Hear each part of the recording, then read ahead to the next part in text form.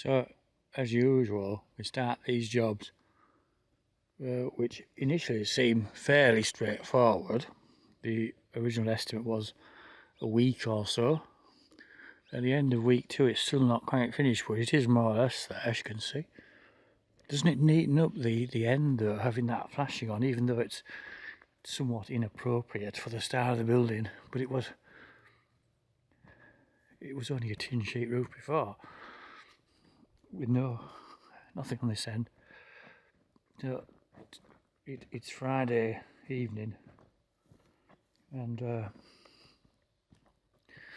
trickiest part was this little kick-up piece, because it was a bit of a bodge before, which actually reined in slightly, and now they've done it properly with like a strip of lead along where the angle changes.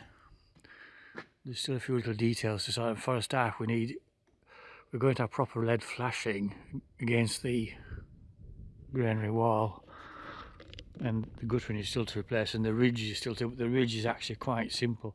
We have more than enough pieces. I think it's only about 3 pieces at most, less than 3. So the overall effect is not actually that different, but the problem is that this has come to need doing because this corner was tending to lift off every time there was a strong wind, and rattle and bang, and threatened to lift off entirely if it was so mighty, if the wind was just right.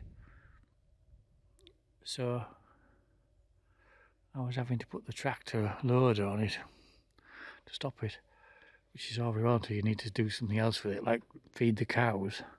But in particular, this is a surprise really. On this end there was like a wooden pole with, believe it or not, 4 different lights on it, only one of them which worked. And it actually looks really, really nice, doesn't it?